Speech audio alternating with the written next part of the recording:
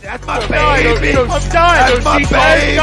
We're going at it at 110%. I just want 5 minutes of happiness, please. Just give me 5 minutes. And they scored. They did it. Left. What the hell was that? Oh, yeah. What the fuck are you talking about?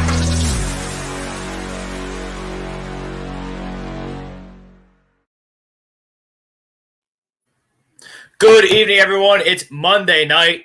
This is the Sports Hounds, exclusively on A2DRadio.com. He's Brad Ryer. I'm Rob Brinkman. Frank Vesby, behind the scenes, producing the show. Hit that like button. Hit that subscribe button. Hit that share button.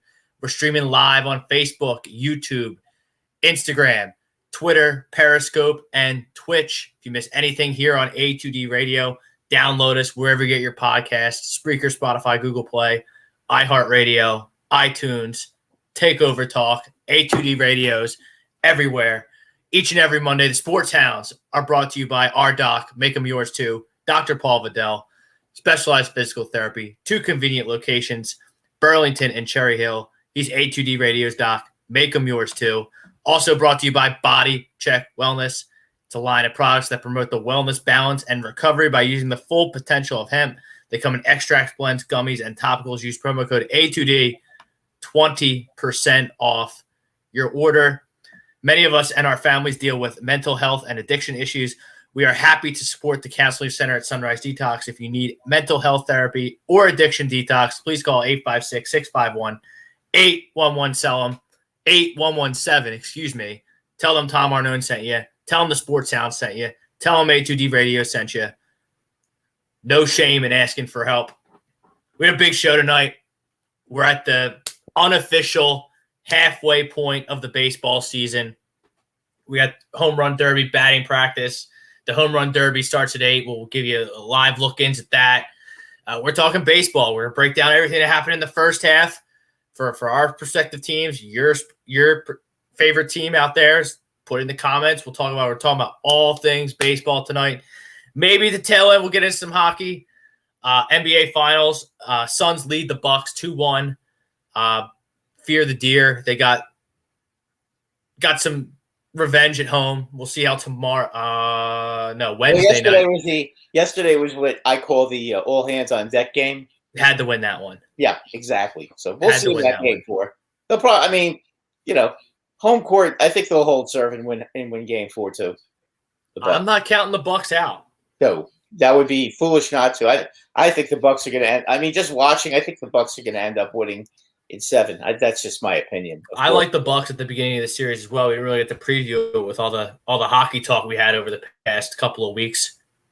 Congratulations again to the Tampa Bay Lightning. Just a spectacular performance. I don't think they're going anywhere either. So three-peat, very possible for the Tampa Bay Lightning. Not out of the question. But they're gonna have to make a few changes though, because they're $18 million over the cap now. So they're gonna have to. That's all right. I'll live with being 18 over the cap. 18 mil over the cap when I got 2 in the bag, back to back. Oh yeah, listen, I know who wouldn't. That's a great. I told you that's one of the best teams I've seen in a long time.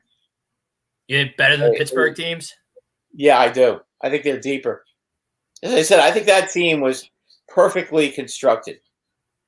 Absolutely, that was a perfectly constructed team. If you look at it, what do you want out of a team? You want 2 scoring lines. You want a good checking line that can help, that can contribute, and then you want a nasty 4th line who will once in a while pitch in with goals and can kill penalties. And 6 strong defensemen and the best goalie in the league. Yeah. By the way, on top of all that, Vasilevsky, probably the best goalie in the whole league. Yeah, exactly. Yeah. So that just, to me, I haven't seen a team that good, and that counts the Pittsburgh Penguins. I don't think they're as good as the. How about Tampa? Tampa's like running them off down there. They're running off major sports championships. You got the Bucks. They're calling themselves Tampa Bay now. So is that what they're doing? Yeah, good for them. Yeah. Listen, they're when you win a Super Bowl, you're in the World Series, and you're winning 2 Stanley Cups in a row. You can do whatever you want. Yeah. And by the way, they have the Rays as well, who are just the Rays were in the World Series last year, and somehow, some way, they're doing well again this year without Glass now and trading Snell, and they just find ways to win. You know, Blake Snell stinks. Yeah, I know. He hasn't been good this year. He stinks. It's unbelievable how they have this crystal ball and they're able to get rid of these guys. By the way, Tampa Bay Lightning are $18 million over the cap. Tampa Bay's payroll might not even be $18 million. And yet, I guess the Red Sox are still in. I guess the Red Sox are still in first place in the East despite losing 2 of 3 to the Phillies. Yes, they are. The Astros are still in first place in spite of losing 2 out of 3 to the Yankees, although they should have gotten swept. But we'll leave that alone for right now. So we're talking all things baseball tonight.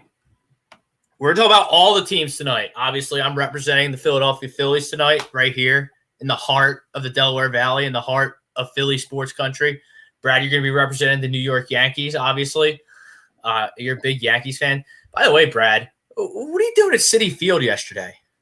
I went with a couple of my friends who are Met fans, who I haven't seen in about 20, 30 years, my high school friends. Happened to both be in New Jersey at the same time, and they wanted to go to a ball game. They wanted to go to the Met game. I was like, whatever, I'll go. You know, I don't not go to ball games. So it was a humorous game. The Mets get off to an early 5-0 lead, and they end up blowing it in the 9th inning. What a surprise! Our favorite reliever comes in the 9th inning. Edwin Diaz. Yeah, Edwin Diaz. Well, you know, you can't really blame Diaz because he pitched on Saturday night. He pitched an inning on Saturday night, and then they're asking him to pitch it. They're asking him for 1 2/3 innings yesterday afternoon. You know, and he was fine until there were 2 outs of the 9th inning, and then he ran out of gas. Pittsburgh scores 2 runs and beats them, and the Mets didn't score a run after the first inning. Pretty hilarious. Of all the people, you might be the only person on the face of the earth that hates the Mets more than myself. So it was rather shocking when I got that text message from you that you were going. Well, they're Citi Field. They're my high school friends. They were at my wedding, and 40 years ago. Are they just going nuts? It's just got to be constant agita being a fan of that team. No, they're actually really happy right now where they're at this year because in spite of all the injuries, they're still in first place, and they're banging their chest because Syndergaard's coming back pretty soon. So they're figuring if they're in first place when he comes back, it's over. And I don't necessarily agree with that, but we'll see. We'll see. I mean, their batting order is not.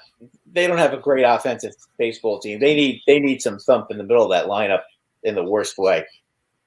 Now you can watch. I watch them as somebody who doesn't particularly like them, but I can as a realist just watch them. With them not being one of my dogs in the fight, and I'm watching them, and they need a big bat in the middle of that lineup to protect Alonso. Conforto, I think, has 3 home runs at the All-Star break. I know he's been hurt, but Jesus, 3 home runs? That's Gleyber Torres territory. Yeah, but I think they count on Conforto a lot more than the Yankees would count on Torres. So I don't know. Gleyber, I have a feeling that you're going to see that he's going to be gone after this year. Really? Yeah, from untouchable to see you later. There's 3 different scenarios with him that I see. Either he's gone, okay. They trade Gio Urshela and they move him to third, and then they sign Seager or Story or one of the shortstops to play shortstop. But he's not going to be playing shortstop next year for the Yankees. I can tell you that. My opinion, I would put that as a lock. And I think they may either going to trade Gio Urshela or they're going to trade Voit. And they're going to move LeMahieu. If they trade Urshela, they'll move LeMahieu to third, and they'll put Gleyber back at second where he belongs. That's if he stays. And then there's the other thought that they put him put him at second, and they trade Voit for pitching, and move LeMahieu to first. So we'll see. I mean, you're boxed in. You're boxed in with LeMahieu because you paid him.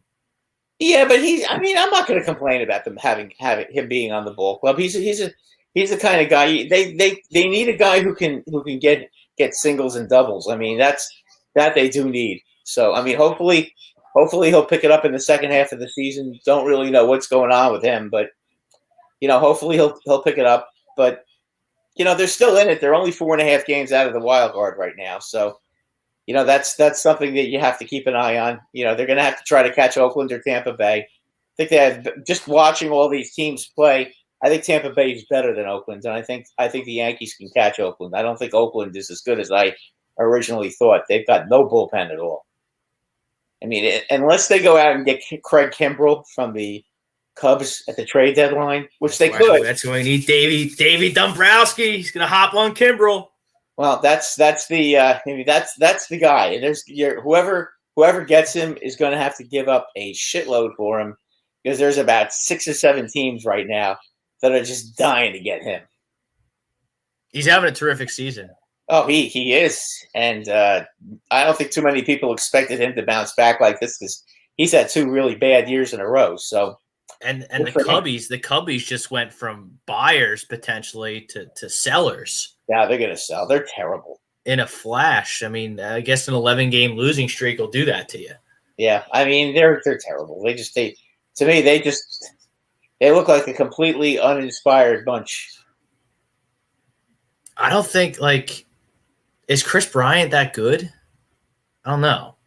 I mean, what happened to their shortstop? Where Baez? Javier Baez. I think the only guy they have that's worth anything is Rizzo, who I love. I happen to agree with you. Rizzo is really, really solid. I mean, I guess that's not fair because Wilson Contreras is an excellent catcher. Yeah, but he's still a catcher, though. Catchers can't play every day, and there's no DH in the National League, so it's a problem if your catcher is one of your best offensive players. That's always a problem, as you know. So, yeah, I mean that's going to be an issue. But yeah, Kimbrell is the kind of guy that can change a lot of teams' fortunes right now. If Kimbrell were to go, say, to the Phillies would definitely become the favorites to win that division at this point. Right now, if you're asking me, out of all the teams I've seen in the East, I'd be, if I'm a Met fan, I'd be the most worried about the Nationals right now, because they just seem to be rolling right now. But again, we'll see if the Phillies could come up with that, can make a deal like that to get a Kimbrell and put him at the back end of the bullpen. All of a sudden, now you've got Neris for the 7th inning, so no pressure there. You put the guy they got, Alvarado, in the 8th, and then you put him in the 9th, and then Archie Bradley, you can put him in as a matchup pitcher. When there's 2 outs and a left-handed batter up, you can put him in. You can throw him in there. For a situational pitcher. I mean, then they'd be pretty well in good shape. But we'll see. I mean, it's a long shot just because there's so many teams that need a closer like that. I mean, the Red Sox need a closer.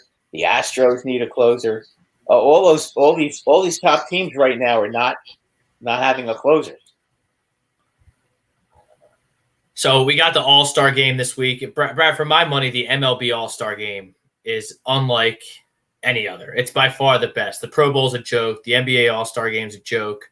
Hockey's a joke too. So let's it's at least interesting. They spiced it up, I think, in a good way with the divisions. Each team has each division has a team. Yeah, but Rob, nobody hits each other. It's kind of a joke. No, but they don't hit each other. They don't. There's no defense being played. There's no checking. I mean, it's like they're having fun trying to make the perfect play and to try to show off who's got the most skill. Let it be a realistic game where somebody's hitting somebody once in a while. Well, that's why I think baseball has the best All-Star game, because baseball is baseball is baseball is baseball. Yeah, no pitcher wants to get embarrassed. No hitter wants to get embarrassed. And those leagues want to beat each other. You know that. And then you have your fun night tonight with the home run derby. And Right. Mike, in Coors Field, if batting practice was any indication, there's about to be some moonshots, absolute moonshots hit Oh yeah. in Coors Field. I would imagine Ohtani is the morning line favorite to win. I would imagine. I wouldn't bet on Ohtani though. I really wouldn't. I just don't like. I'll tell you, if I'm the Angels, I'm not too thrilled about him doing that when he's. I wouldn't want any of my guys. Remember, I think it was like 2006. It might have even been before that. Bobby Abreu won. It was in Detroit. I remember watching. He was never the same after that. He hit like 28 home runs in the championship round, and he I don't think he got to hit the rest of the season. Look at what happened to David Wright. David Wright ended up getting hurt right after that, and he was getting hurt all the time after that, and he was never the same. So I mean, some people it doesn't. I mean, Aaron Judge won the home run derby when he was a rookie, and he still hit 52 home runs, so it didn't really bother him. But a lot of guys, it just seems. Yeah, but Aaron Judge is a slugger. Yeah, he's not changing his swing for the home run derby. His swing is the same in April as it is for the home run derby as it's going to be in August. Like the guy just hits bombs. Bobby Abreu, who prides himself on hitting 300 and getting on base and being an all around good offensive player, when he changes his swing for the home run derby so he can win, great, you won, but now you're screwed for the rest of the year. Yeah, he didn't hit very well after that. You're right. I mean, I don't know. I just wouldn't want my guys in because I just don't want to see anybody get hurt. But come on. I mean, you can get hurt taking batting practice. What are the odds of that? Like, come on. Oh, well, if it's Judge or Stanton, there's always a chance. Well, yeah, they're hurt all the time. Yeah, that's what I'm saying. I wouldn't want to see either one of them. I mean, if Gary made the All-Star team, I wouldn't have minded seeing him in it because I don't think that would bother him at all. But he didn't make it. He just wasn't quite good enough. Does Zunino deserve to be a reserve? He had a spectacular year for him, and I mean Salvador Perez is having a catcher has never won the home run derby, Brad. Now they do it in bracket. They do it in bracket form. Yeah. So they have. I don't think I don't see him winning a home run derby.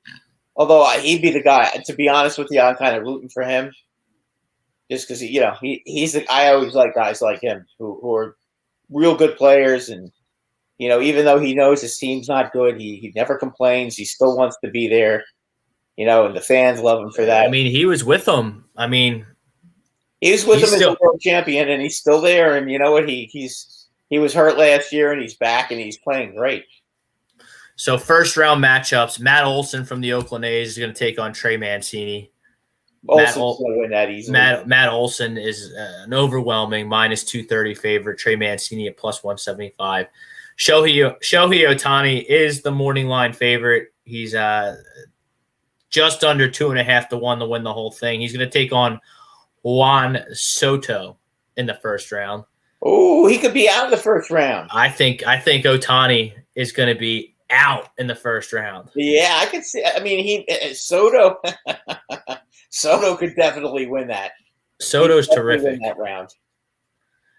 Then you have Joey Gallo from the Texas Rangers having a tremendous season, taking on the. By the way, I think he's going to win.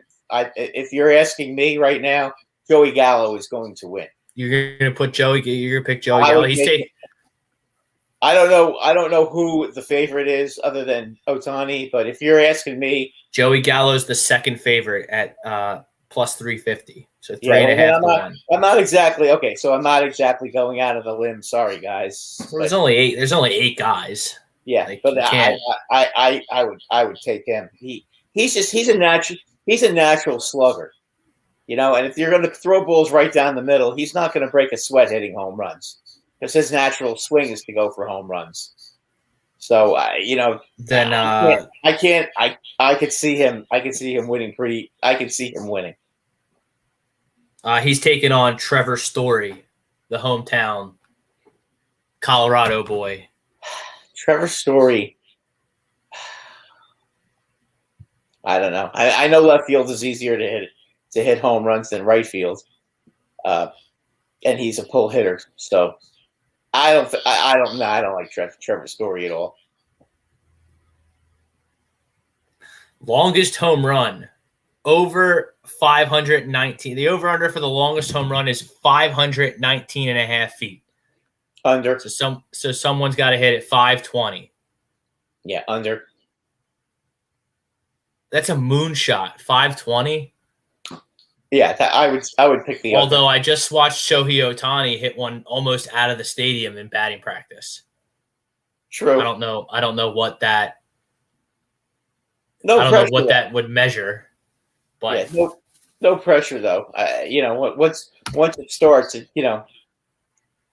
little more pressure once you're actually competing against somebody. When you're in practice, you're just getting yourself together and having fun. Once it counts, we'll see.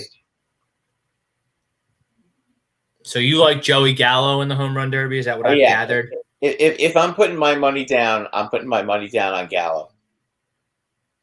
Again, because he's like Judge. He's the same thing. He doesn't have to change his swing to specifically hit home runs. That's his game.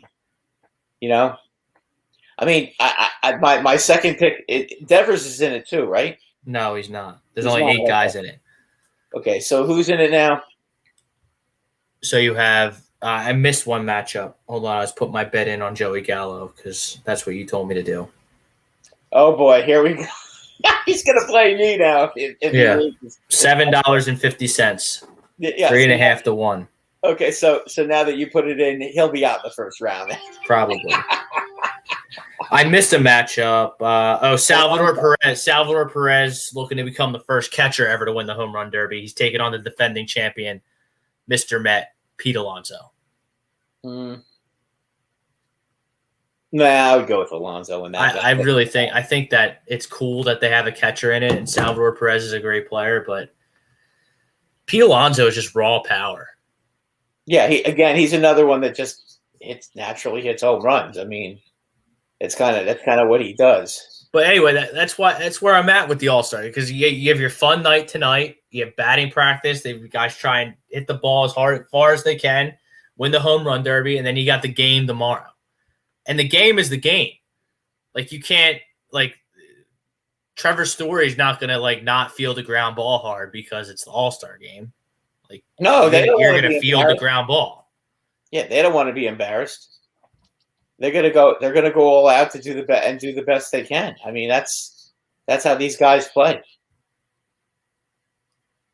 And Shohei Ohtani, I mean, this has got to be the first time ever it's been done. He's going to start on the mound for the American League, and he's also going to hit leadoff as the DH, which is just unbelievable.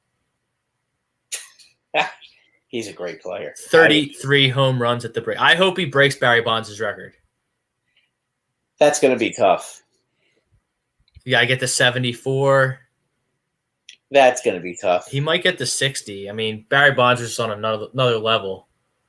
Yeah, I mean those things. And they may start walking him too if he starts getting close. Yeah, I don't think he's going to hit. I mean, I could see him hitting 65, 66 home runs. That I could see.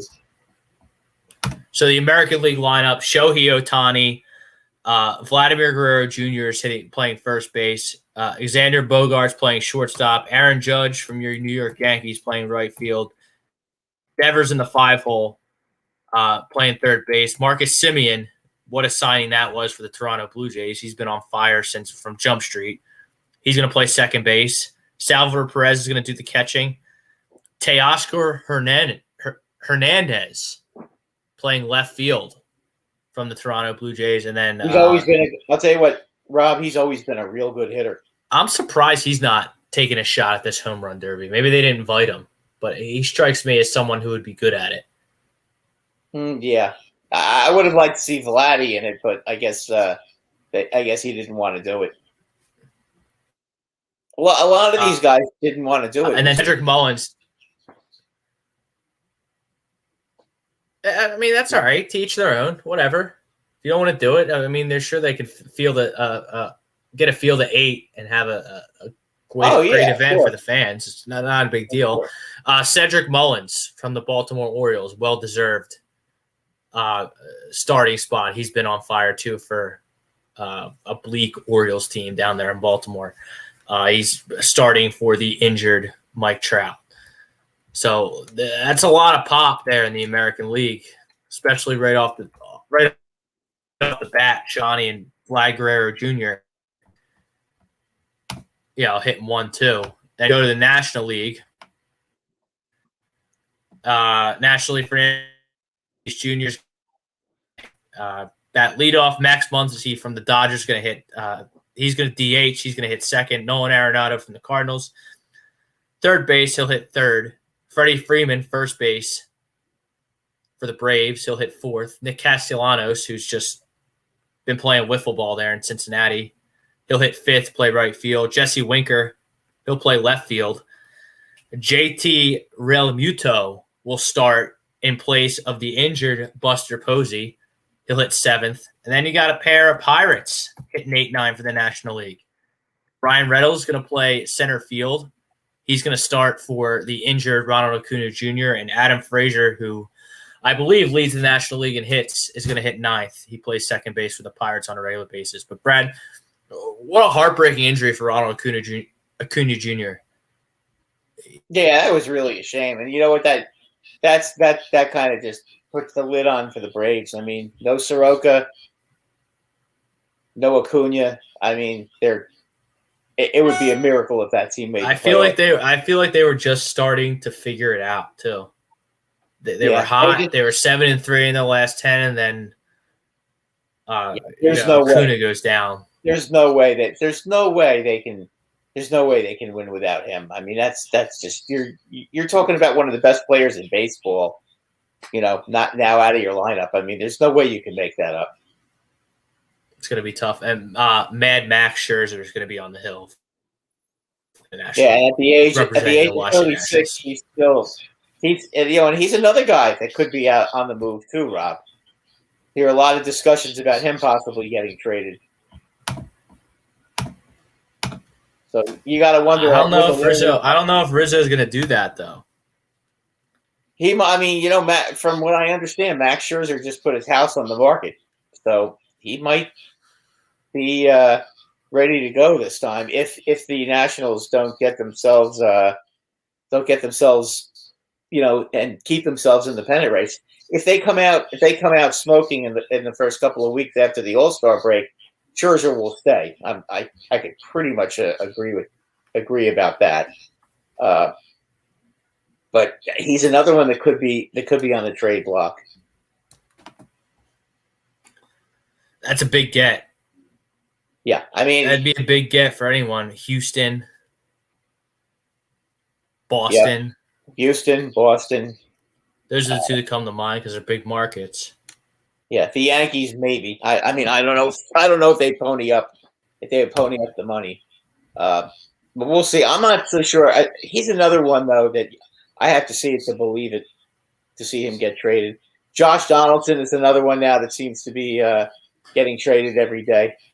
And he probably will. Nelson Cruz, another one that's probably going to be on the move. Boy, we had the Twins pegged as underachievers this year. Oh, what an awful season they've had. It's hard to believe. I thought that they'd be in second place and be giving Chicago a run for their money. I mean, I thought Chicago was going to win the division this year, but I thought Minnesota would be right there, and they just haven't had any pitching, and their hitting has been poor. I mean, you take a look at some of their stars. Max Kepler has been terrible this year, and it just goes on. Happ has been a disaster for them. Pineda, as usual, getting hurt, and they don't have the pitching to other than their one ace. Who the heck was their ace? Who was that? Berrios? Jose Berrios. Other than him, they got nobody to pitch right now. And they're introducing everyone in the home run derby. The participants looks like Shohei Ohtani versus Juan Soto will be the first matchup. That's going to be the premier matchup. So Nitro Freak, Pete Alonso is a lock. I mean, that's good value. Nitro Freak, 5-1. So it's a good value bet. He is the defending champion, and he's a right-handed hitter, and the ball apparently jumps out better in left field than right, according to what they were saying. What they were saying before I turned down the volume. So we'll see. All right, let's get to our poll question. Looking to buy or sell a home? Looking for a change in career or brokerage? Contact Alan Foy of eXp Realty LLC at 302-682-8820 or visit him at alan.foy@exprealty.com. Our poll question also brought to you by All Campus, giving 20% off everything in our store, including hat, shirts, and our team cornhole sets to all our subscribers. Right there on the boardwalk in Ocean City. They host the ramp booth every Friday and Saturday night. It's a great show. Check out All Campus. Check out the ramp booth. Check out Johnny Coyle. It's a good time. This is how you time it. We got an open-ended poll question tonight. Your favorite MLB team will make the playoffs. Agree or disagree? So you put your favorite team in the comments. I know we got a lot of Phillies fans. Brad's a Yankees fan. We got a New York contingency. We got people from the West Coast too.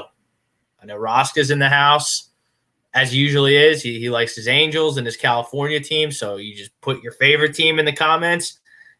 You tell us if you think they're going to make the playoffs, and you tell us why or why not, and we're going to talk about it for the duration of the show.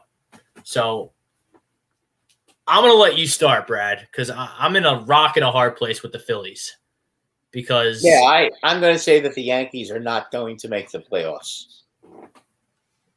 And I've been watching them all season. They run the bases like a comedy club.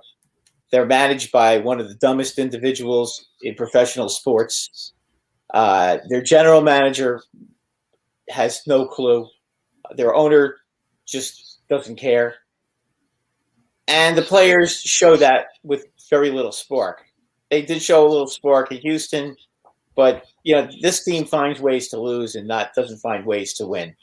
And I don't see them with Herman and Montgomery as their in their starting rotation, and Tyone, and then they're not going to get Kluber back until September.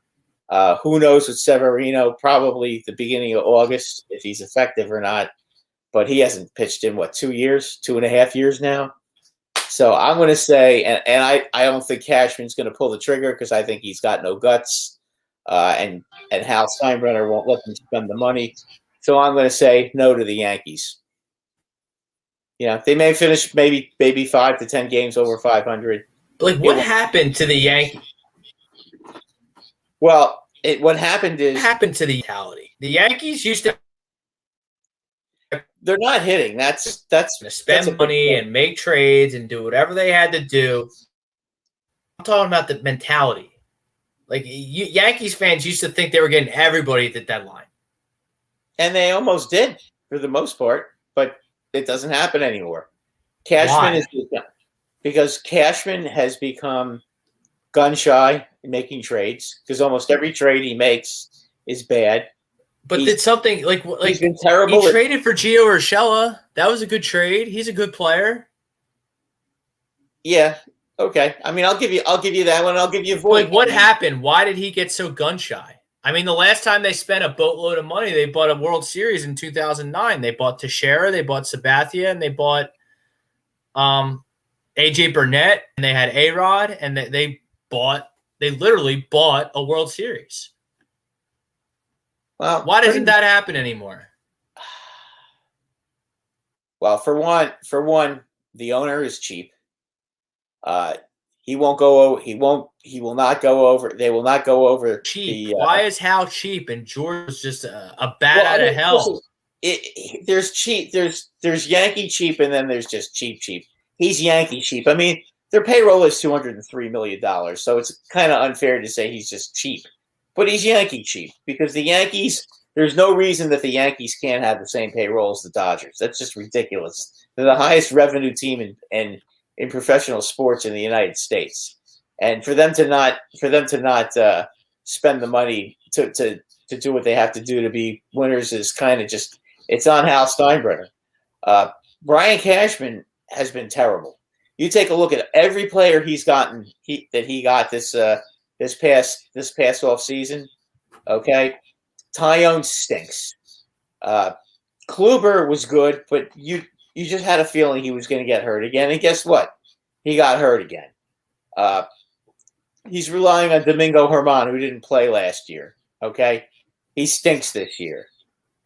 Brett Gardner, he goes and he brings back Brett Gardner for what reason, I have no idea. But Brett Gardner was horrible last year. I don't know how, when he's another year older, he's going to get any better.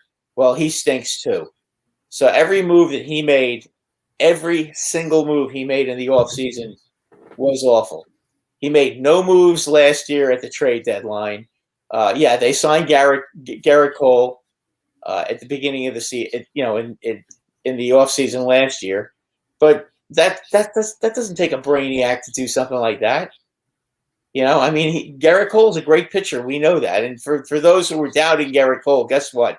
Through a 9-inning complete game, 2-hit shutout against the Houston Astros on Saturday night, just to remind everybody that he is the best pitcher in the American League right now. And that's just playful fodder I don't think anybody really legitimately thought that he was going to fall off a cliff now that idiot Manfred changes the rules in the middle of the baseball season that you can't use foreign substance, and they're basically doing Garrett Cole airport strip searches to make sure these guys don't have any foreign substances on their hands. No, No way, Brad. Am I crazy? Or all throughout the late 80s, early 90s, and early 2000s, weren't the pitchers at a significant disadvantage because everyone was yoked out on steroids?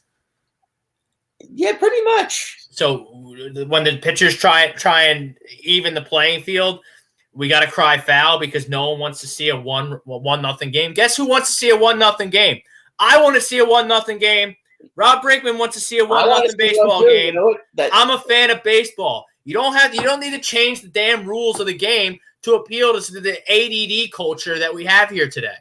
Either you like baseball or you don't. You want to sit there for 4 hours, have a dog and a beer, and watch a 1-0 game, or you don't. You don't have to change the rules. It's been a perfect game for 100 years. It's America's pastime. A 1-0 game is going to be a 2.5-hour game. Okay? That's just it. It just is. That's a fact. Because if it's 1-0, that means, and you get a guy that's throwing a complete game. Guess what? They're not taking any. They're not constantly making pitching changes. They're going after everybody, and there are a lot of outs being made real quick. So the game's going by pretty quick, and it gets more intense as the game goes on. I don't have a problem with it. And by the way, stupid rule where the reliever's got to do three batters. Stupid. Yeah, because somebody can't stand the fact that they're changing pitchers all the time. That's called chess. It's chess, not checkers. Yeah. Baseball is chess, not checkers. That ruins all the strategy. And then guess what? If you bring a guy in for one batter, Brad, guess what? He's dead. You can't bring him back in. So that's great. You got it for one hitter. But if you screw the pooch and you're in a 10, 12, 15 inning game, and you got one of your best relievers was only able to throw one pitch to one batter because you thought you could outsmart everyone and just get the one batter and still get the win. Guess what? That's exciting to me. That's exciting to me. Rob Manfred's worried that he wants to add more offense to the game. So he's screwing all the pitchers. All the pitchers are not loading up the baseball, Rob. If they were loading up the baseball, that I would have a problem with. But just to get a better grip on the ball, so what? You know what? These hitters, you know what? They got to get better. That's all. Stop trying to get up and hit home runs every time you're up. Stop with the uppercut hitting all the time. Stop being pull hitters and one-dimensional hitters, and learn how to hit the ball the other way once in a while. And then maybe, just maybe, you'll be a better offensive team for it. And then you get this launch angle stuff. It's ridiculous. It's ridiculous. Strikeouts are up That's Strikeouts. Because all these strikeouts are up, not because the pitchers are putting pine tar on their fingers to get more revolutions per second, whatever the hell you want to call it. It's the strikeouts are up, offense is down because the way they're teaching the game is flawed. It's flawed. The launch angle, analytics nonsense is killing the offensive standpoint of the game, not the pitchers using pine tar. It's so clear as day, and people want to argue with me about it that I'm wrong, and I'm not wrong. You're not wrong. It's clear as day. You're not wrong. And you know how many no-hitters? How many no-hitters have there been this year? 9? 7, 9 no-hitters, 8 no-hitters, whatever the hell it's been. Something like that. Are you kidding me?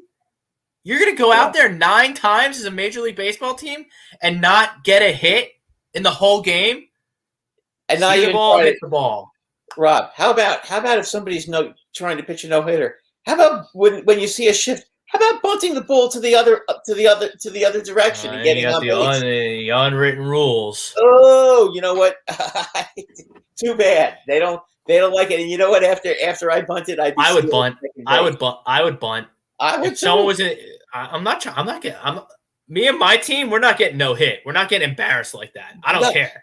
No, I'll hit a chop the other way. I'll lay down a bunt. I don't care. Yeah, I'm getting on base. I'm doing whatever I have. You got to get a hit because then it's a perfect game. Then no hitter. You know what I mean. Oh yeah, no. You do whatever you have to do to win. Period. So flawed. Yeah, and because you got a bunch of guys, and this is the problem with the Yankees, Rob. You got a bunch of guys who are trying to hit home runs because Brian Cashman says analytics is what wins games, and our analytics department says we have to swing for the fences and hit home runs because it's easier to hit a home run than it is to get 3 hits in a row. Now, what was it? The 1998 Yankees, right? They won like 120 games. They had the record until Seattle beat it, right? Yeah, well, for the regular season and the postseason, the Yankees have the record of 125 wins. In 1998. Yeah, they were 114 and 48 in 98. And then they won 11 postseason games. So they ended up being 125 and 50. So they won 11 and 2 in the postseason. So they won 100. They won 150 games. Guess what? They didn't lead the league in home runs. But they had how many?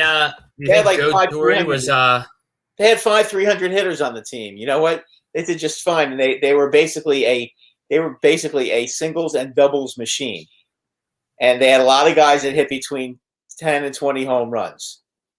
Tino Martinez hit probably a few more, but most of the guys were hitting between 10 and 20 home runs. Let me see if I can get there. Because I bet you that team, they didn't subscribe to any nonsense analytics. No. And they won, 150 games in the season? 114 and 48. No, they won 125 games for the whole season. So you add the playoffs, and they win 125 games, and they win the World Series. Right. And there weren't any analytics there. They just played the game. And this analytics stuff, it's here. Let me read you the new. Let me read you the 1990. Now, this is it's a little bit skewed because we're talking about maybe the best modern day team ever. Jorge Posada, 268 average, 17 home runs, 63 RBIs. Tino Martinez played first base. He hit 281 with 28 home runs, 123 RBIs. Chuck Knobloch had 265 with 17 home runs and 65 RBIs. Scott Brocious, he played third base. He hit 300. He hit 19 home runs. He drove in 98. Derek Jeter hit 324 from the shortstop position. He had 19 home runs and 84 RBIs. It looks like Chad Curtis played a majority of left field for that baseball team, and he was, I guess he was good at fielding. You have to fill me in. Actually, what happened in '98 was Shane Spencer hit a lot of home runs, and then in left field, and then Chuck Knobloch got moved to left field because Chuck Knobloch got the yips playing second base. That's right. He couldn't throw the ball from second to first. Yeah, he had for some reason he got nervous. I don't know what happened to him that year, but he got nervous throwing the ball to first base, so he ended up in left field. I can't remember who played second base when he got moved. I don't remember. Who. I remember Luis Soho. Soho, got yeah, some time. But he came off the bench usually. I'm just going off memory. I don't remember. But anyway, to round out this lineup, Bernie Williams, 339 average, 26 home runs, 97 batted in. Paul O'Neill hit 317, 24 home runs, 116 RBIs. Looks like Darryl Strawberry was the primary DH that season. He only hit 247, but he did hit 24 home runs. Not many runs batted in. And Chili Davis also. Chili Davis hit 290. Look at this bench. Tim Raines had over 300 at bats. He hit 290. Joe Girardi was the backup catcher. He hit 276. Chili Davis hit 291. Shane Spencer, although he only played 27 games and only had 67 at bats, he had a 373 batting average with 10 home runs. That's how you win championships. How many did you say you had?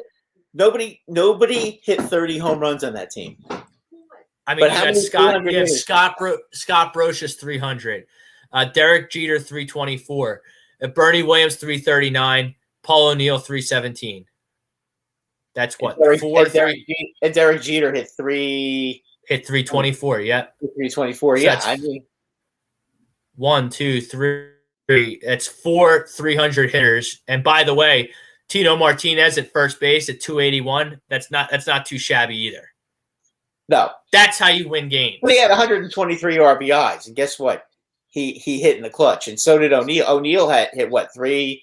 What did O'Neill hit? 317.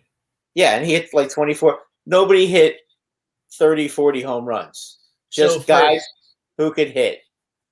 So for these analytics that are just infecting, poisoning the game of baseball, look at the greatest team maybe ever in the 1998 New York Yankees and look at their stats. These aren't even advanced stats. These are the most basic stats you can get.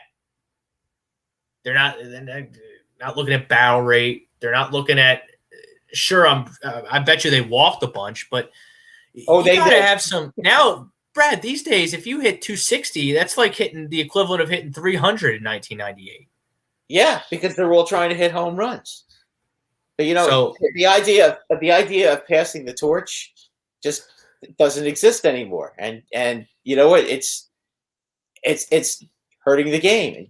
I don't see enough stolen bases either. When guys are stealing bases, they put pressure on the pitcher. You got to make the other team make a play. Yeah, you do, and you got to make the pitcher nervous. You got to make him not be able to pay attention and be worried that you're going to steal. I mean, and he never did that. These pitchers with a guy on first, they could basically go from the windup unless it's someone really fast on first. Yeah, they're just not going to steal. Yeah, they're going to throw. They're going to throw him. They'll throw maybe 2 or 3 times to first base just to let you know that they're there, and that's about it. I mean, it's a joke, and it's terrible. That's not baseball to me. So what would you say? Stealing bases, hitting behind the runner. It's just little things that you can do. I would rather have a 300 hitter. That a guy who hits 300 and gets a lot of RBIs because they're clutch hitters like Tino Martinez that year, 28 home runs but 120 RBIs and he hit 280. Well, you know what that tells you? That tells you that he had a very good team in front of him, obviously, and he had a lot of guys that got on base. We know that.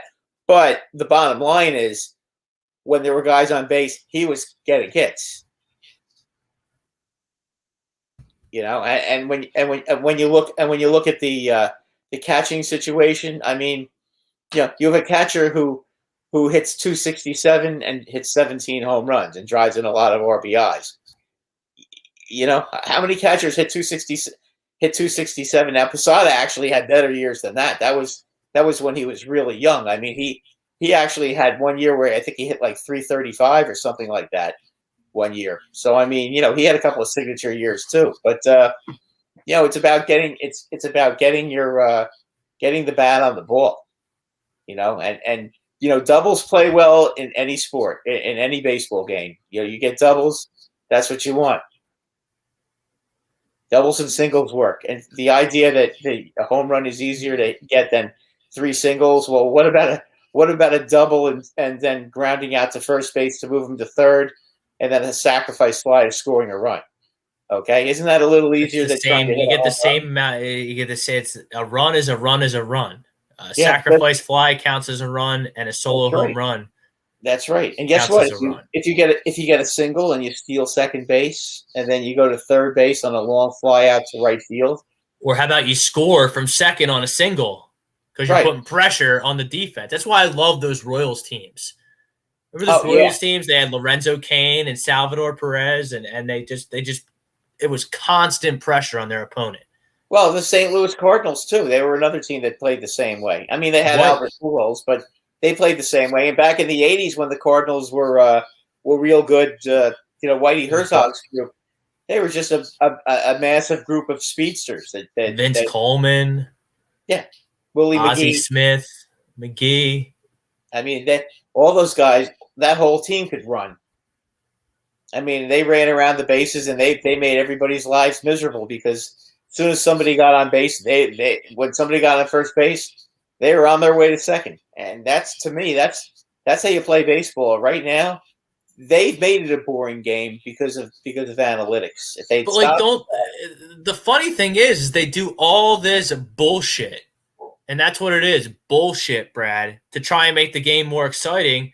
And all it does to the true baseball fans like me and you, it makes it more boring. Yeah, how about killing the shift?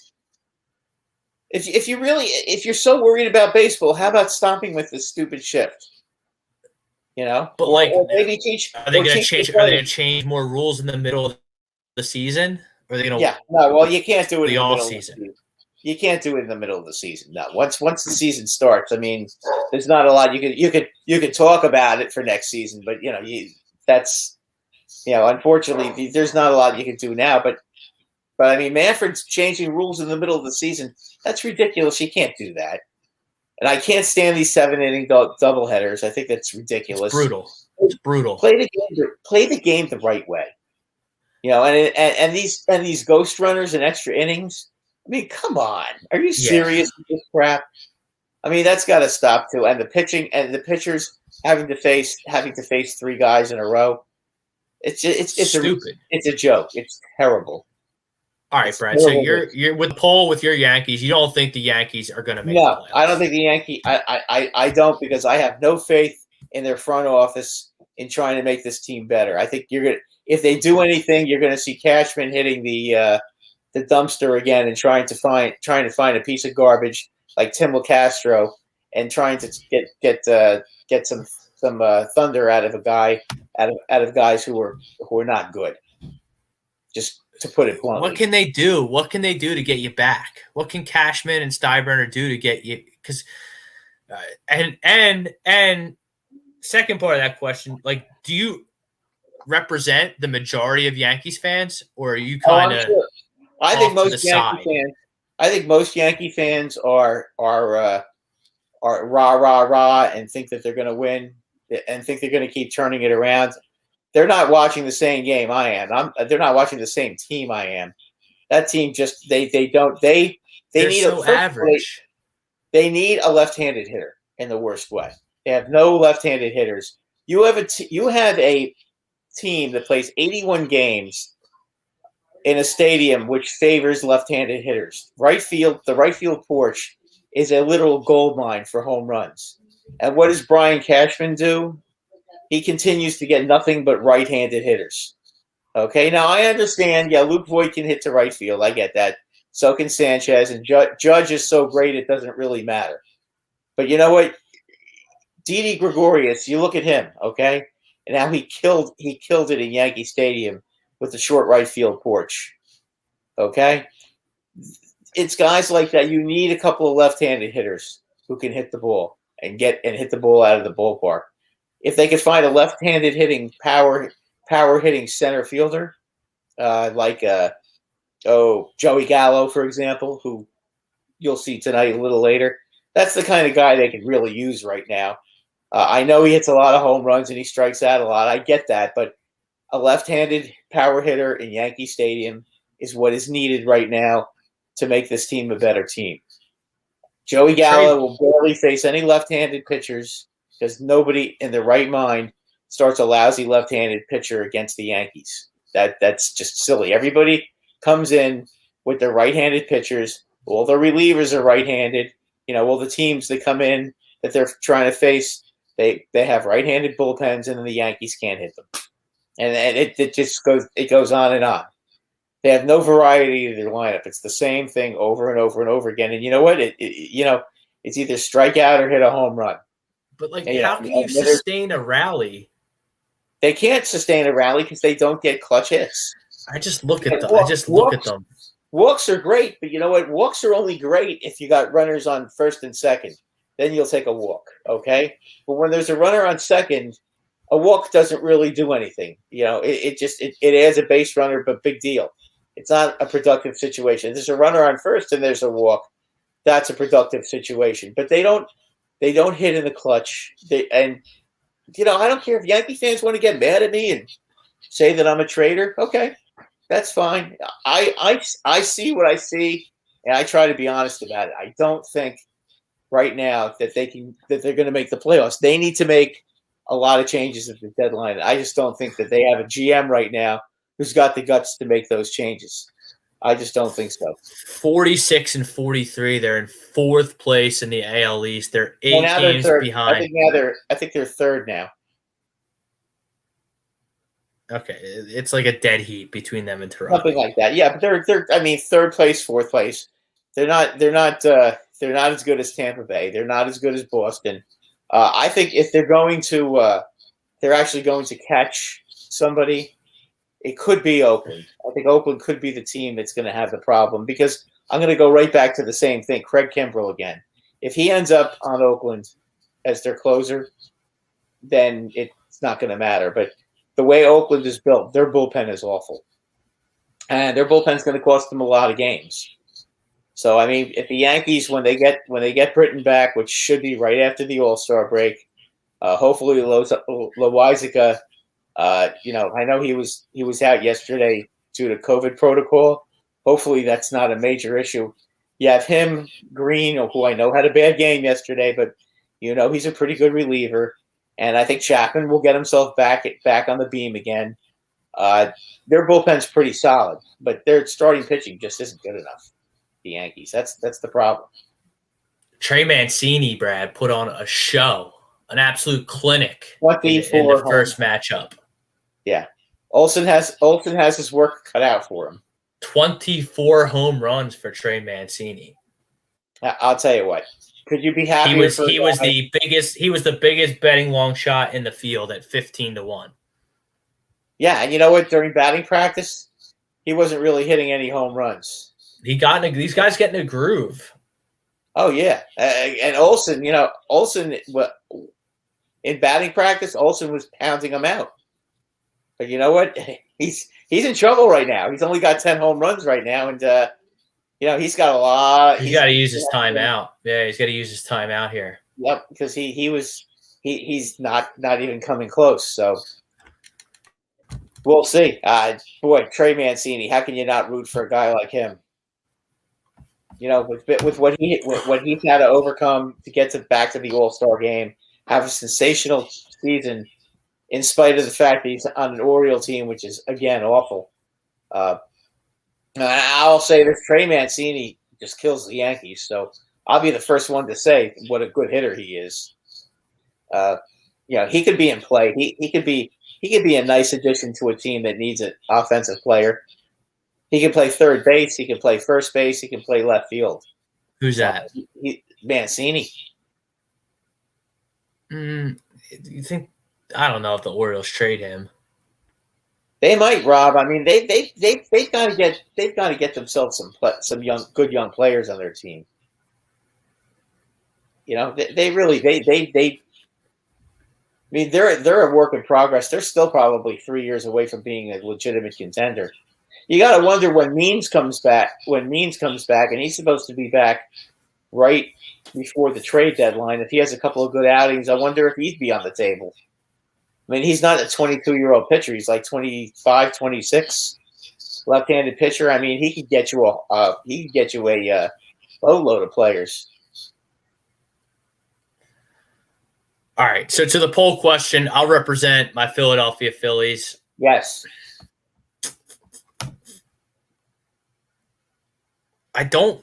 You look at these standings.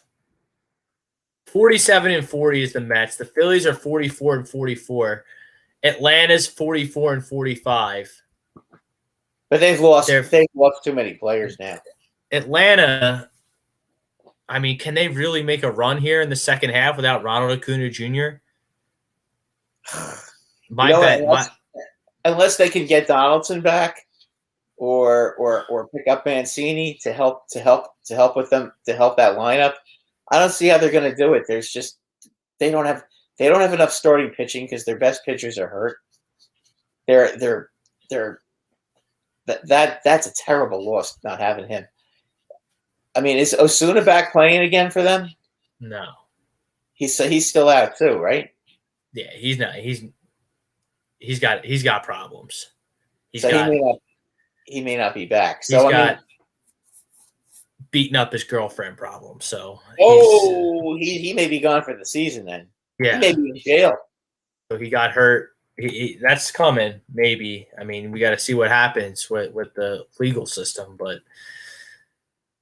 yeah, I don't think that Ozuna is going to come back at all this year. I'd be surprised. So that's two of their top four hitters in their lineup that are basically non-existent. No, I don't see how they win. I think next year they'll have to hope that things go better next year, and that's going to be it. I mean, I don't see it. They're done. I think the team. If you're a Philly fan, the two teams you gotta be worried about are the New York Mets, obviously, and the Washington Nationals. So Washington Nationals have the ability, certainly, to they got the pitching and everything to be right there. So that would be the team I'd be worried about if I were them. Like, this is where I need Dave Dombrowski. Look at that guy tried to catch fell over the railing. You probably how about the Phillies, Josh Donaldson to play third base? You get yourself a legitimate stick at third base. I would not be opposed to that. Or Trey Mancini. I mean, you just saw Trey Mancini. He's another one. I mean, there are some legitimate sticks out there that you can get to help your ball club right now. Look at that. Olson went on a huge run. Did he tie him? No, he fell one short. No, he Trey Mancini advances 24-23. That was awesome. Yep. Awesome. That's the first event I ever went to in 1996, Brad. I must have been 7, 8 years old when the 1996 when the home run derby was at the Vet. That's the first thing. It's the first sporting event I ever went to. Wow. Okay. Barry Bonds beat Mark McGwire in the final. This was before the home run derby was even a thing. Like, it was in the day. It was in the daytime. It wasn't on prime time Monday night. Yeah, it wasn't considered that big a deal back then. And you look at who was in that home run derby. It was just a who's who of the steroid era. Yeah, unfortunately, some of these guys don't want to be in the home run derby, and I understand why. A lot, they're afraid that it's going to take too much out of them, and they're more worried about their teams than they are winning a home run derby. And I get it, but it is fun. It is fun if one of your players is competing in it, no doubt. And this was when the Phillies, they were god awful. So it was exciting to have the All-Star game with the home run derby in the city. But yeah, I'll never forget that. Barry Bonds beat Mark McGwire in the final. Yep, two of the most prolific sluggers back in the game. He had Sosa too, right? Wasn't he in that? No, I don't remember Sammy Sosa in it. No? Sosa had a big year in 98, so that 96 he wouldn't have been in there yet. mean, he was trending. He was starting to trend as a good player. He didn't really hit his prime until 98. I think that was when he hit 65 home runs, right? Yes. So, but the Phillies, Rob, can they win the division? They can. They definitely can. They need to make a. They need to make a. Big They need to make a move. Yeah, they as presently constituted. I can't I would sit say here no. and just be negative city over the Phillies because I was negative city over the Sixers and I'm negative city over the Flyers because they suck. And I don't think football is really going to go our way this year for the Eagles, so that's going to be negative city. So I'm going to be positive with the Phillies. I'm going to say the Phillies win the East. I think they catch the Mets. I think Dombrowski makes a move, and I think that they can get in there and win the East. Well, now, would you say that you need to get a reliever? I need an outfielder. I need an outfielder. I need an outfielder. I keep talking about Robbie Grossman. I don't know what other outfielders are going to be on the market. I need a center fielder. Possibly Marte. I don't know if the Phillies have the farm system. Both Martes actually. The one on Arizona and the one on Miami. Patel Marte. I mean, either one could play center field for me, and it'd be better than Odubel Herrera. Odubel Herrera is horrible. You can't have Odubel Herrera in your starting lineup and expect to do anything. Joey Gallo is going to be on the move, Rob. He's not a center fielder, though, is he? Yes, he is. I'd like to get more of an athlete, but you'll be saying that until you get 40 home runs out of him, and then you'll say, "Oh, well, okay." But I need a table setter. I need a table setter at the top of my lineup. Okay, well, Starling. But I don't know if they have. They don't have any farms. So they don't have any chips to trade for anyone, which is the frustrating part. So what about putting Mancini in left? How are they going to? But the thing that we always circle back to here in Philadelphia is how are we going to improve this team with such a dire farm system? It stinks. I understand that, but Mancini's a rental. How much could Baltimore possibly get for him? You send him a decent prospect, and you send him a top 10 prospect, and that probably get the deal done. I'm all for it. I mean, I'm not in on Trey Mancini because he doesn't play center field because I'm kind of boxed in to having McCutchen play left field. And to be fair, I get on McCutchen a lot, but he is hitting. But you could always put Harper in center field just for the second half of the season. He could play center field. That's an idea. I mean, he plays center field a lot in Washington. Get me a guy and put him in at the corner spot. Yeah, that's an idea. Listen, playing center field is a lot more running than playing right field. I mean, he could get, guys like that get tired. That's why you don't see a lot of big sluggers playing center field because it's a tiring kind of position. But I mean, for half a season, you're telling me Bryce can't go to center? And you put Mancini in left or right, wherever you want to put him. I'm sure if he plays left, I'm sure he could play right. He's a pretty good athlete. He could also play third base for you too. So he's a versatile guy. He could also play first. So if you want to move guys around, you certainly have the ability to move him around. I mean, he's a real good hitter and a real good player. He is. And boy, if you could get Rhys Hoskins out of town and bring in Trey Mancini somehow and put Trey Mancini at first base. Baltimore might do something like that because Rhys Hoskins is not an older player. He's still a young player, and he's not making big money yet. So I mean, there's always that kind of a possibility. I mean, you never know.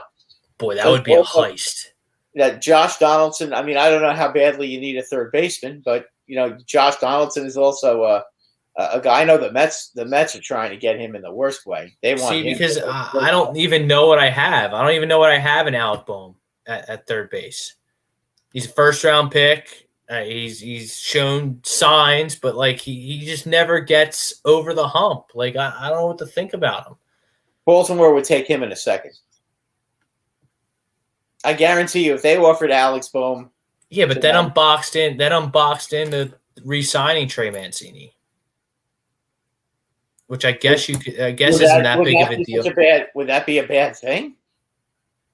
I mean, he's a good player. This is the kind of stuff we need from Dave Dombrowski at the trade deadline. He's got to get creative to make this roster better.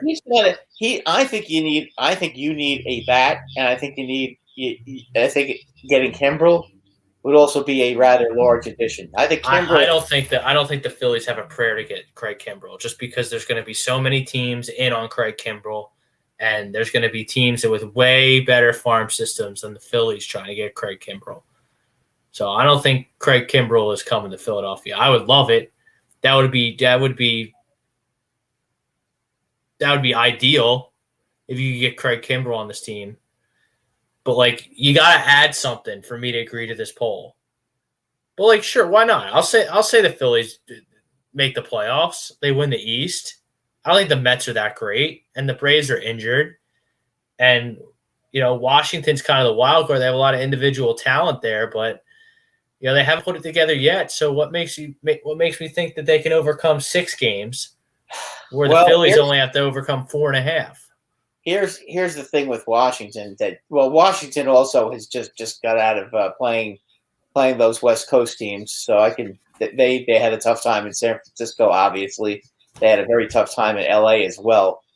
But you would think that Patrick Corbin would have a better second half than he did in the first half. I would expect to see a lot of improvement out of him. And then there's always the wild card of Strasburg. Is Strasburg going to be able to pitch in the second half of the season? That's probably the whole key of the whole NL East race. Yeah, I mean, Steven Strasburg. Yeah, when is he going to cut? He is supposed to be back now. I've heard August, beginning of August, but I don't know. They haven't really set a firm timetable for him. They just assume that it's going to be the beginning of August. If he were to come back, and then you have Corbin throwing well again, and Soto gets hot, and maybe they get a little bit more help from some of the other offensive players, they could be a factor. I mean, they still have some real good players on their team. I mean, between Craig Kimbrel, what am I talking about? Trey Turner and Juan Soto, you've got some real good hitters on that team. And, Strasburg coming back, that's like basically trading for someone because he hasn't really pitched the entire season. And if they're still in it, you can absolutely expect the Nationals to make a move because they always do. They're pretty. Rizzo's super aggressive and he knows what he's doing. Yeah, and he's always going to try to do something here. Boy, Story's having a little bit of a struggle. Oh no, he's not. Is that a struggle? 17 home runs, 18 home runs, 19 now. Actually, he ended up hitting 19. How do you like that? So Joey Gallo now has to hit. I think Joey Gallo's going to hit 20. I mean, I'd be shocked if he didn't. Oh, he ended up hitting 20. I still like Gallo. Hold on, I got 19 or 20. They're saying 20 on their list. They just said 20. So, he took a timeout. Wait a minute. Oh no, there it is, 20. So 20 for Trevor Story. It's a pretty good total. Oh yeah, pretty good total. Here comes our pick, Joey Gallo. Yeah, Joey Gallo. We'll see though. T-minus 54 seconds. The Sportstown selection to win the 2021 Home Run Derby. Mr. Joey Gallo takes action. Let's get to some comments here. Mike Parker, Ohtani going to hit some monster shots tonight at Coors. I hope so. I love watching. I love everything about Shohei Ohtani. I love everything about him.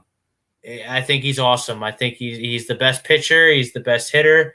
He's hitting leadoff in the All-Star game. He's also starting on the mound. How can you not like this guy? And for an absolute He's one of the bright shining stars of the game. Can you believe what that asshole? I don't know why anybody. Why would anybody not like him? Can you believe what that asshole Stephen A. Smith said about him? Yeah, he doesn't. Wrong with him? I mean, having a player. I'm paraphrasing here. I don't have the direct quote in front of me, but having the best player in baseball need a translator is bad for the sport. I couldn't disagree with anything anymore in my life. That's ridiculous. I mean, why don't you just watch him play? Why don't you watch him play? Are you not amazed every time he takes the field, Stephen A? Are you kidding me? What? Do you have a problem? I mean, does he have a problem with Asians? Is that the problem? I mean, did Stephen I bet you if Shohei Ohtani were black, you wouldn't have a problem with him needing a translator. I would bet you're right about that. Yeah, I said it. We say whatever we want here on the Sports Sounds. It doesn't matter. We're off the rails every Monday night right here on A2D Radio. Stephen A. says some really stupid things sometimes. So if Stephen A. Smith's not talking about basketball, I change the channel. I don't care. He has no authority. He has no authority on anything sports-wise outside of the NBA. Yeah, that's the only thing I respect his opinion. I know more about football than Stephen A. Smith. I know more about football, and I certainly know more about baseball than Stephen A. Smith. Yeah, I would agree with you. Wow, that was an order. The only thing I will give him credit for, Brad, is when he trolls the Cowboys. It's really funny. Yes, because everybody hates the Cowboys. White people, black people, Asian people, everybody hates the Cowboys. Yeah, but he's got to lay off Ohtani. That's just not good for him. Stupid. Yeah, that's just bad for him to do. He does something every night that hasn't been done since 1917, and you want to get on him for needing a translator because he's not from America? It's a whole big world out there, Stephen A. A whole big world. Come on. I mean, that's just that he shouldn't be saying stuff like that. Our boy is hot, Brad. He's only up to he just took a timeout. He's only got 4 home runs. He better get himself going.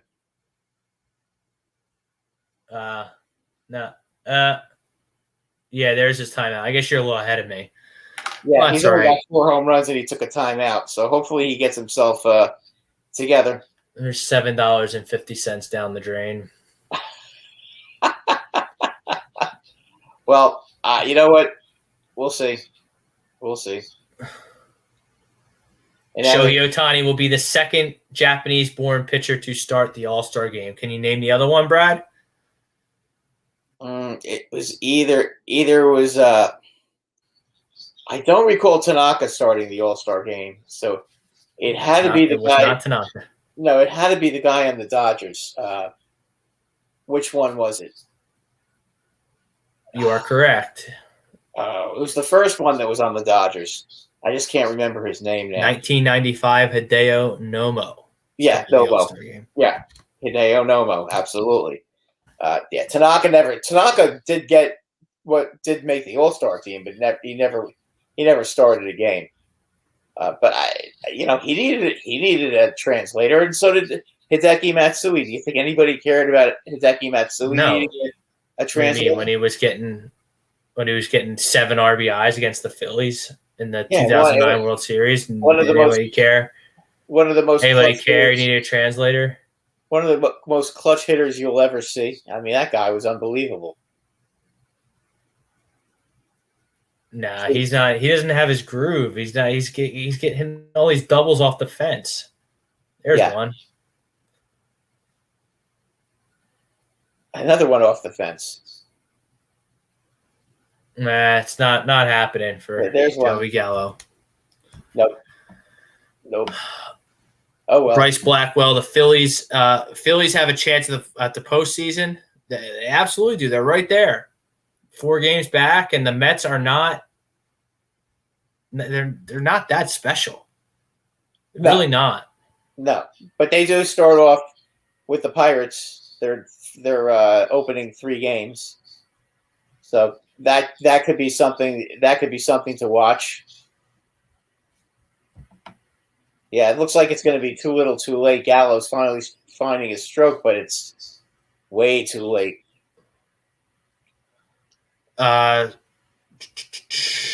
Bryce Blackwell, we better make a trade for any of the Phillies. Dave Dombrowski, he's going to be active. I fully expect Dave Dombrowski to be active at the trade deadline. I really do. Dave Dombrowski didn't come to be the GM of the Philadelphia Phillies to sit on his hands and pinch pennies. No, you wouldn't think so. So Joey Gallo has 11 home runs, and he's got 1 minute left. Can he hit 11 home runs in a minute? I guess maybe. He should have taken some Gatorade. He's only going to hit 8 now. If he took a sip of Gatorade, he would have maybe hit 9. Yeah, it's going to be tough. I'm a little disappointed in him. I really thought he was going to win the whole thing. Bryce Blackwell commenting on the hockey trade, Brad. Duncan Keith, former 2-time Norris Trophy winning, goes from Chicago to Edmonton for a 3rd-round pick and a defenseman named Caleb Jones. That's a good trade for Edmonton. Edmonton needed a wily veteran defenseman on their team in the worst way. And, now you have Duncan Keith. I think he still can be. I think he's best suited to be a third set defenseman, a 5 or 6 defenseman at this point in his career.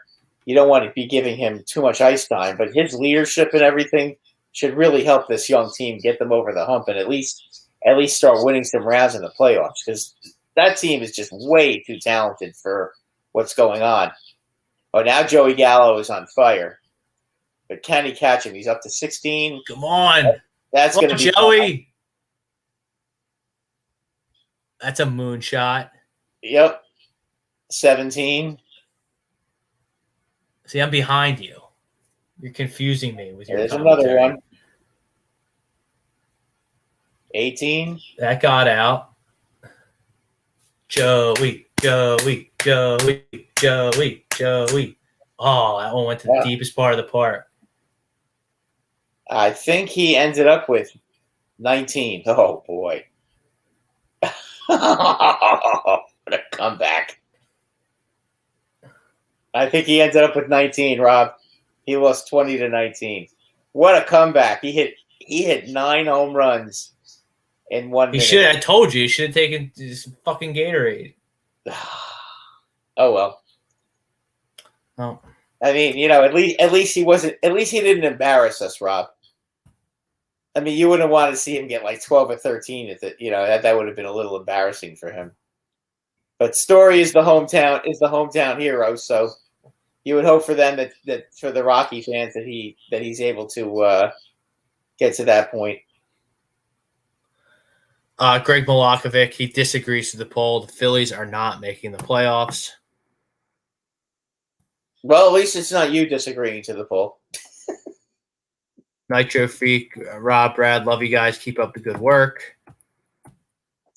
Yeah, I mean, I think the Phillies have a shot, but I wouldn't poo-poo the Mets too much, though. The Mets are doing what they have to do, and as I said, if the Mets can get themselves they desperately need a big stick in the middle of that lineup.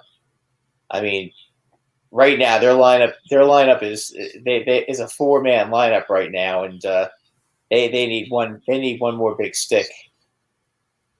That would make them a lot better.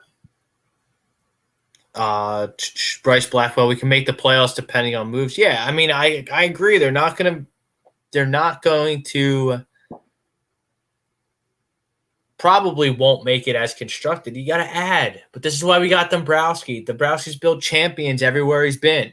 I'll tell you what, Rob, you really ended the All-Star break solidly. Oh, they're playing great baseball. You won 3 out of 4 in Chicago. You won 2 out of 3 in Boston.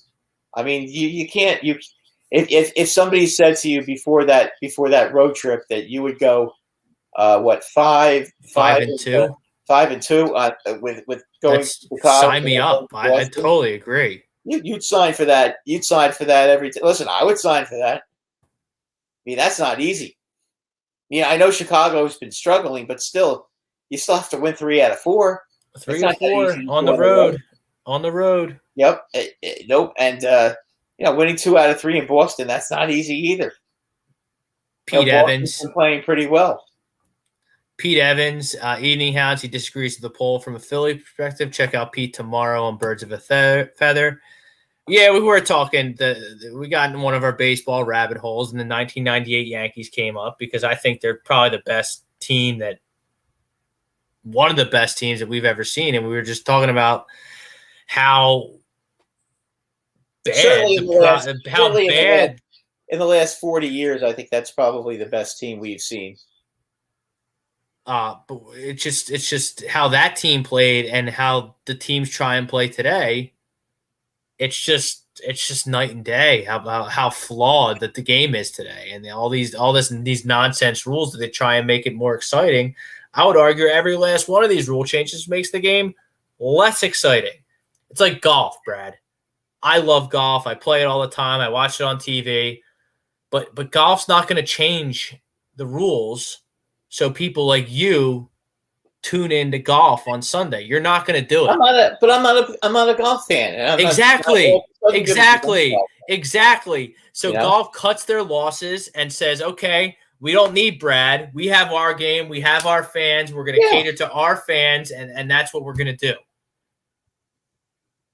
Geniuses. And Rob Manfred in Major League Baseball, they do the opposite. And in doing so, they alienate the baseball purists like myself and many of the talent here at A2D Radio. They alienate that talent, and they make it less enjoyable for them. So that's cool. You made it more enjoyable for a guy who might sit down and watch 15 minutes of a game, so your Nielsen rating goes up 1/4 of a point. But great.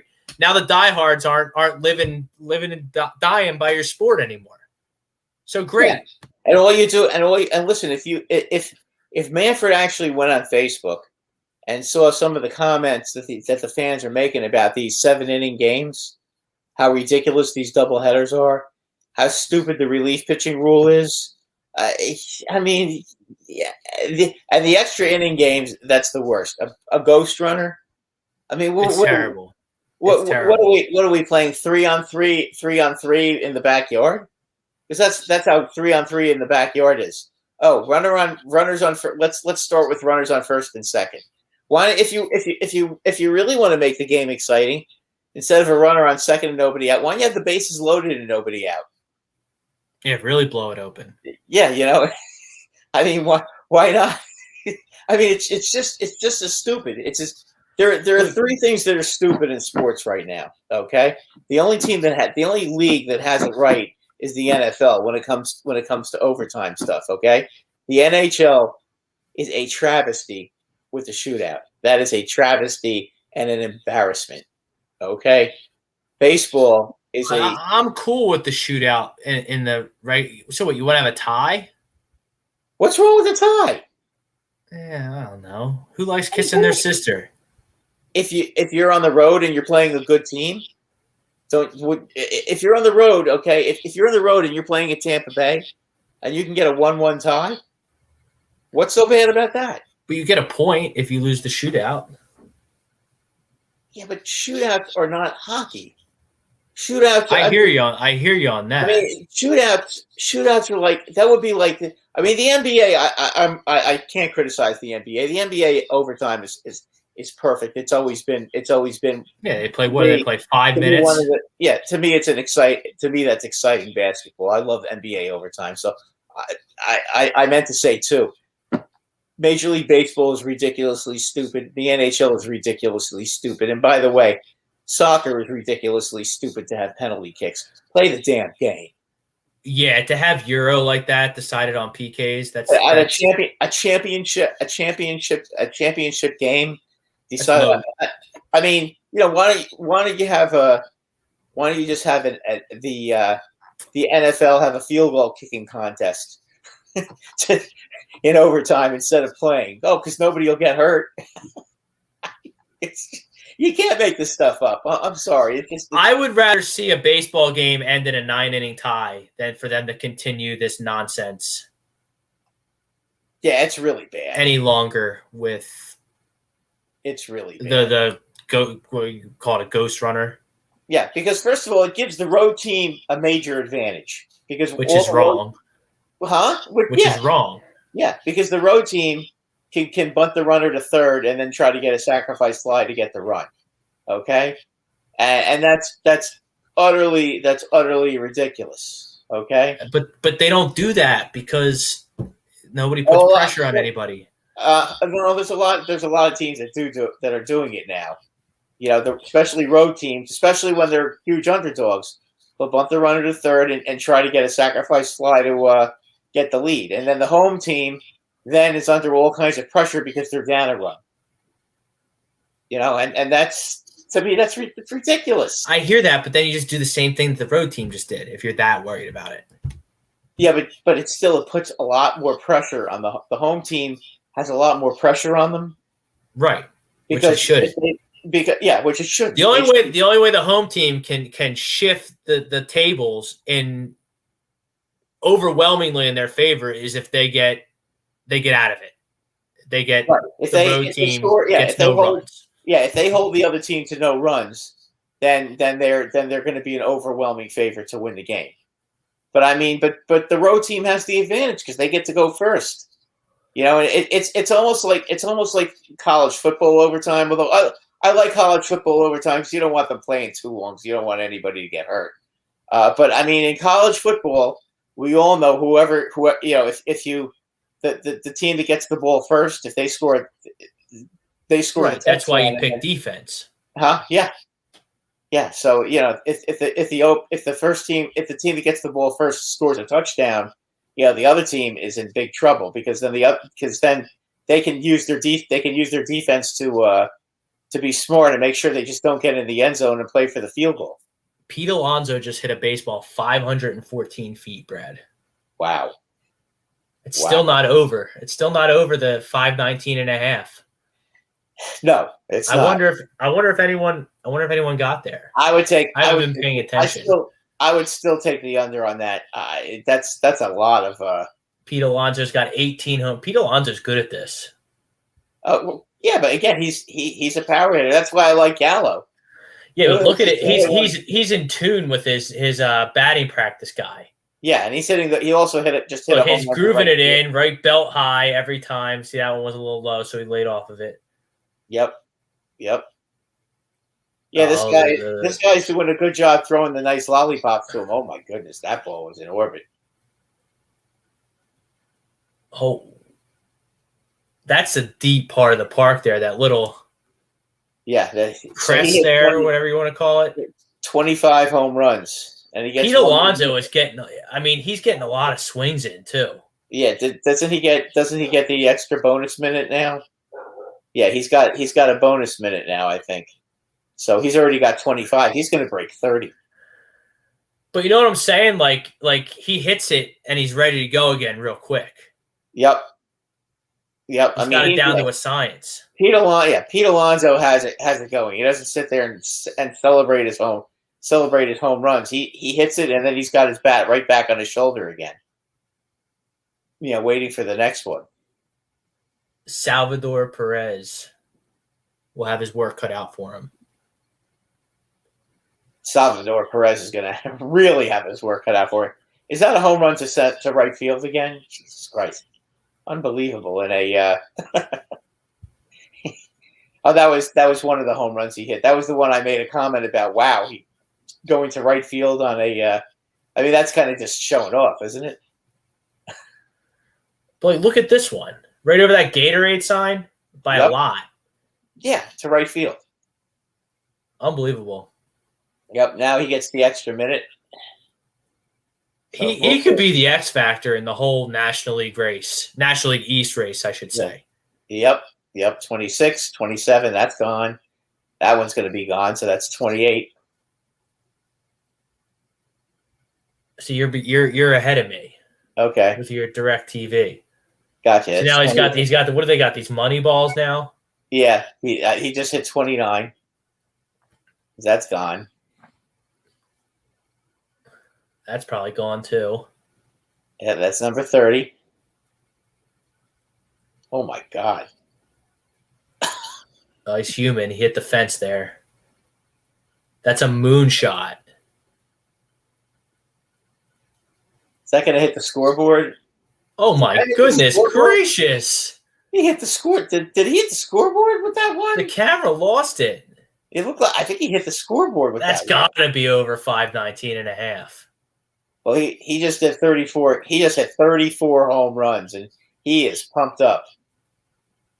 He is pumped up, and he's getting a standing ovation from the fans. Wow, what a performance by Pete Alonso. 34 home runs. That was almost Josh Hamilton-like.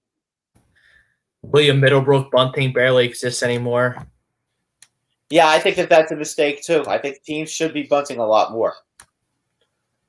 A perfect example yesterday, the Met game. The Mets are down 6-5 in the bottom of the ninth inning. Guillorme gets a base hit to right field. Okay, and Nimmo gets up. Runner on first, nobody out. You're down a run. Why isn't Nimmo bunting when you have the red hot Frankie Lindor up next, and then your number 3 hitter? I can't remember who hit number 3 yesterday. I think it was. Yeah, I think it was. I think it was McNeil batting third. I mean, why wouldn't you put the tying run at second with 1 out with your 2 best hitters coming up? But what ends up happening is Lindor hits into a double play, so it's a non-factor. I'm sorry, Nimmo hits into a double play, and then they have 2 outs and nobody on. So look at all that. Look at that graphic. Yep, 30 bombs. That was a first round record for Pete Alonso. What a performance! So I want to go to the NL West because I think that's the most interesting division right now in baseball. I think it's the Dodgers right now have a little problem though. Yeah, because Bauer's going to be out. Kershaw is going to be out. To lose 2 starting pitchers of that quality, that's tough. May's out for the season, so you've got 3 out of your original starting 5 not in there for you. So right now their top 2 pitchers are Buehler and Urias. So I mean, does David Price 2 pretty good 1-2 punch? Yeah, but I mean, those are your top 2. So I guess you're the guy, that other guy that they just brought up, Gosselin, is that his name? Gonsolin? Yeah. He's going to be the I guess he's number 3. So what do? I guess you stretch out David Price? They got to do something. They got to get guys back. Yeah, they're going to have. Are they going to call guys up? Are they going to try to stretch out Price and try to get him to be a factor again? I mean, I'm just wondering now because they're in a tough spot because I mean, San Diego is an outstanding baseball team, and the Giants just haven't gone away.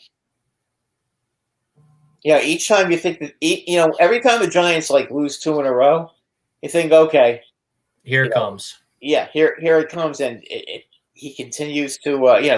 They continue to play well. I mean, Kevin Gausman yesterday. I mean, Kevin Gausman, you can make the argument that he should be starting for the National League in tomorrow's game.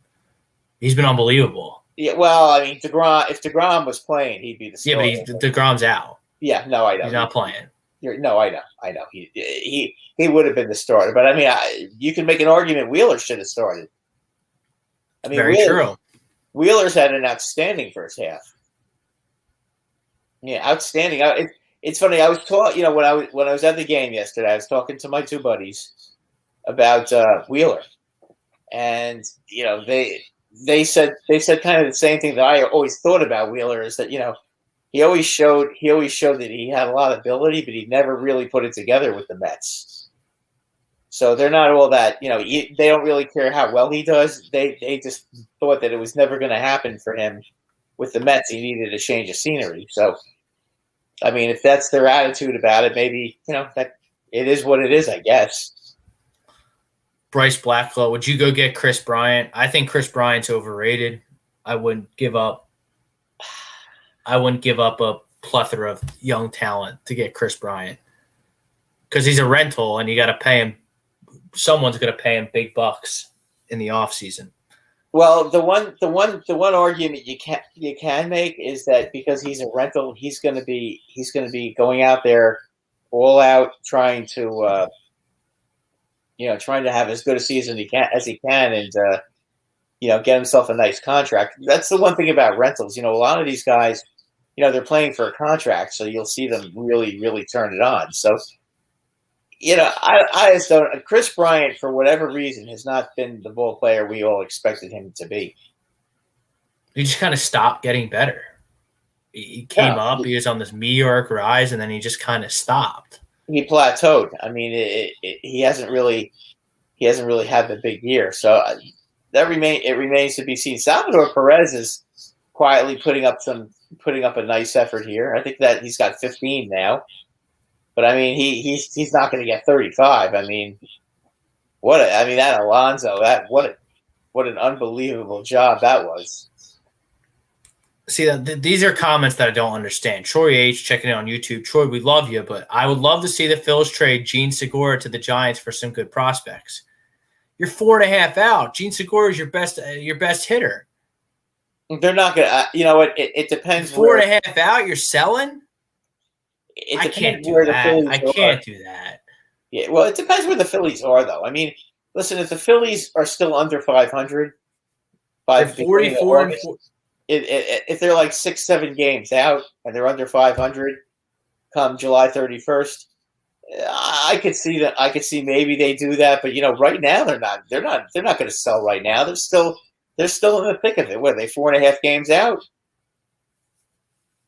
4.5 games out. They're 44 and 44. Yeah, they're in it. They're in it. I mean, why would they sell? They don't have to. The Mets are 47. The Mets are 47 and 40.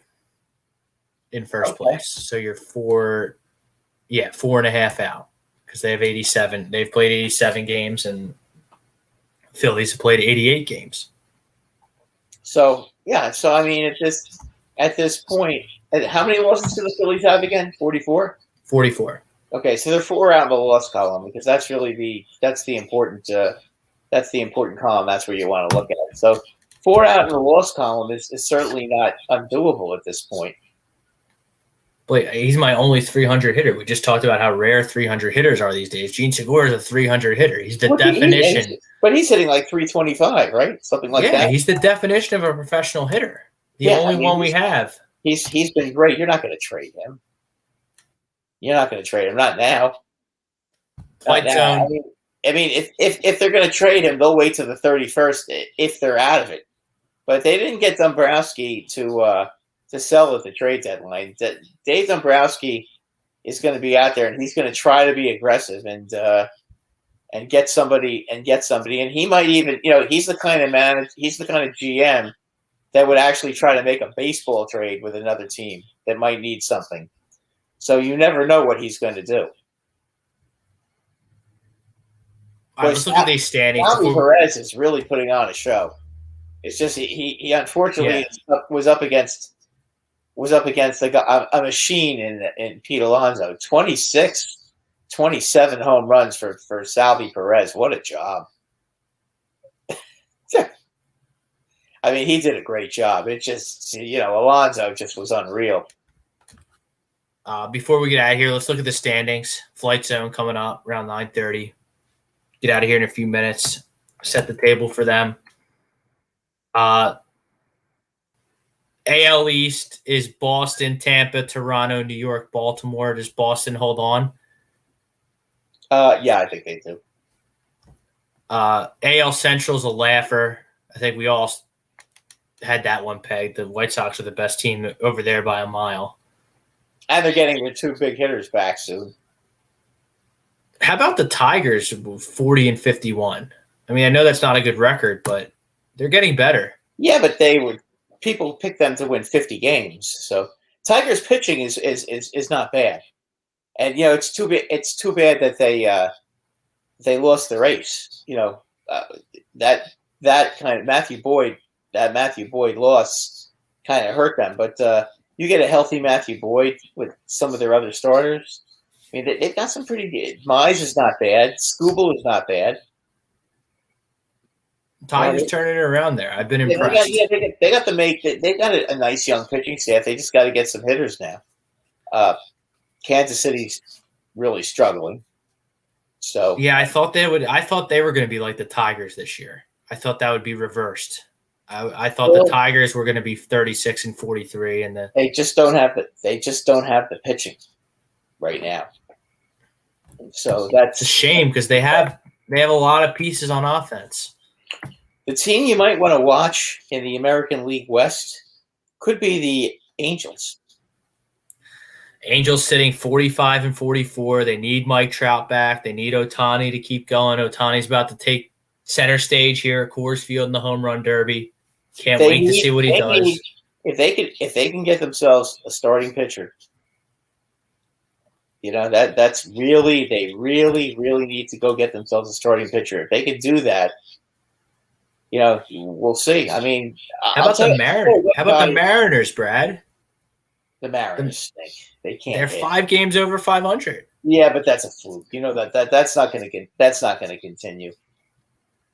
I think we all agree that Houston is the best team out there. I think right now Houston is the best team in the American League, although I can't stand Houston, as you would imagine.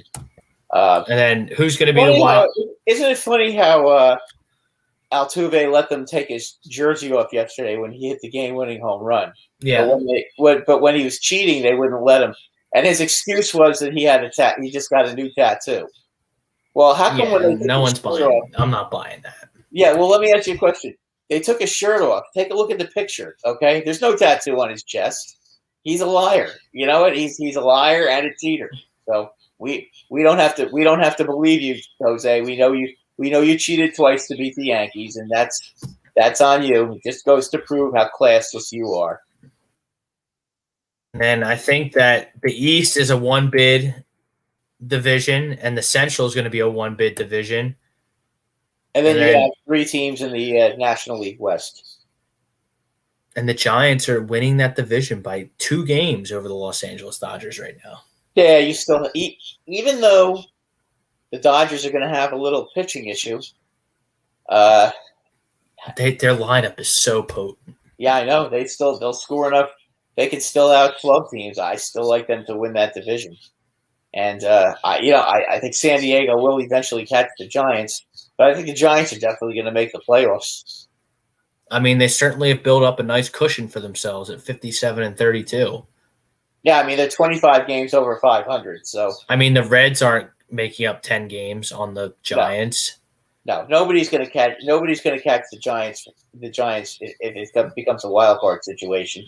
I mean, if you want to make the playoffs and you're not in the National League, if you're not one of the big 3 in the National League West, you got to win the division because it's not going to happen wild card wise. Those teams are just going to get better. They're all going to do what they have to do with the trade deadline. You can count on San Diego to make a big move. You just know that's coming. They still have a lot of depth in their farm system and a lot more guys they can trade. So you can anticipate that. The Dodgers are always ready and able to make moves. I would think the Giants, since they're in it, they'll be motivated to make moves. So it's going to be awfully difficult for anybody to catch them.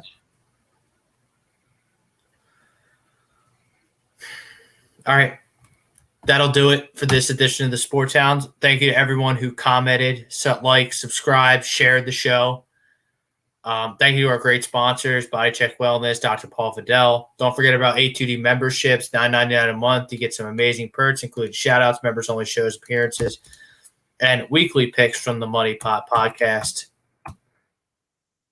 Sunrise Detox.